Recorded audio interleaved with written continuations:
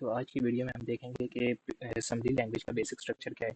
तो कौन कौन से इसमें सूडो ऑप्स हमारे यूज़ होते हैं और कौन कौन सी इंस्ट्रक्शन जो सी हैं वो कंट्रोल ट्रांसफ़र करती हैं प्रोग्राम से हमारे ऑपरेटिंग सिस्टम की तरफ। ठीक है। और हमारे जो से है कि किस तरह हम जो है डाटा एरिया उसको इनिशलाइज करते हैं और मुख्तलिफ चीज़ें हम इसमें देखेंगे। सबसे पहले जो है असेंबली लैंग्वेज में हम अपने प्रोग्राम का साइज देते हैं। ठीक है। तो उसके लिए एक हमारे पास सूडो ऑप है डॉट मॉडल के आगे आप अपने प्रोग्राम का साइज बताते हो कि ये स्मॉल होगा, लार्ज होगा, कि किस तरह का होगा हमारा। ज़्यादातर इस कोर्स में हम जो यूज़ करेंगे वो हमारे पास स्मॉल होगा। और इसके बाद हमारे पास आता है डॉट डाटा के अंदर हम अपने वेरिएबल्स वगैरह डिक्लेयर करते हैं। और ये हमारे पास ये समझ लें कि हमारे पास डाटा एरिया है, यहाँ पे सारे के सारे जितने भी वेरिएबल्स हैं वो यहाँ पे डिक्लेयर होंगे। फॉर एग्जांपल यहाँ पे मैंने var1 एक वेरिएबल बना दिया, इसको मैं डाटा टाइप असाइन कर रहा हूँ डीबी से ये बनता है डाटा बाइट।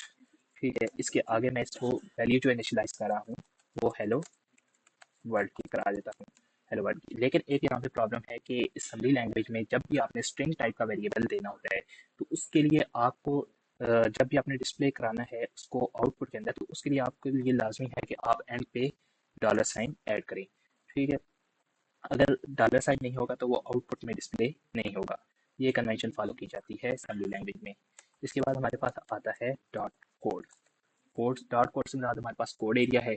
यहाँ पे हमारे पास एग्जीक्यूटेबल इंस्ट्रक्शंस आएंगी। तो यहाँ पे कोड के अंदर ज़्यादातर हमारा जो काम होगा वो ज़्यादा से ज़्यादा फंक्शंस के अंदर होगा। ठीक है। आपने काम किया होगा उसमें सी प्लस प्लस में, जावा में, सी शार्प में, इन सब में एक कॉमन फंक्शन होता है जहाँ से हमारी एग्जीक्यूशन स्टार्ट होती है। तो इधर भी हम यही काम करेंगे, एक फंक्शन बनाएंगे मेन का। ठीक है। जहाँ से हमारी जो सी है एग्जीक्यूशन स्टार्ट होगी। और फंक्शन के लिए जो मैं यहाँ पे कीवर्ड यूज़ कर रहा हूँ वो होगा हमारे पास प्रॉक का।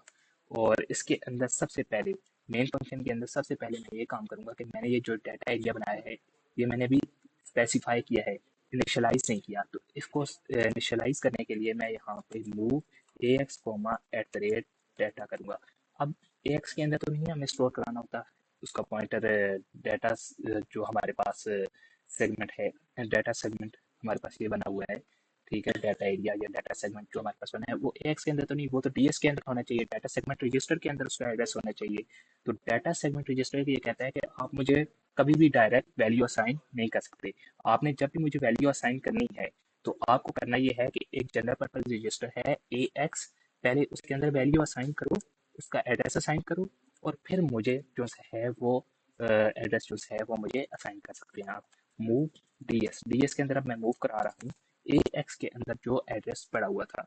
और इसके बाद हमारे पास यहाँ पे इंस्ट्रक्शंस इंस्ट्रक्शंस जो सी हैं वो यहाँ पर आएंगी, बाकी जो भी कोई हमने काम करना है वो यहाँ पर आएगा।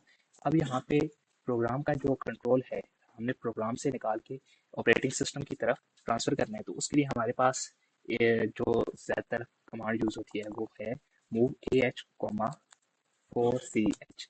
ए एच जहाँ पर भी आएगा, ए एच रजिस्टर जहाँ पे भी आएगा, मोस्ट ऑफ द केसेस वो ये हो रहा होगा कि उसके आगे सर्विस नंबर होगा कि आपने कौन सा एक्शन परफॉर्म करना है। और उसके साथ यहाँ पे इंटरप्ट 21h आएगा जो कि इस कमांड का जो पर्पस है वो एग्जीक्यूट करेगा। और इसके बाद फिर हमारे पास यहाँ पे मेन का फंक्शन बनाया था हमने, and P, end of procedure. And P से मुराद एंड ऑफ प्रोसीजर, प्रोसीजर मतलब फंक्शन, आगे एंड ऑफ प्रोसीजर और उसका नाम।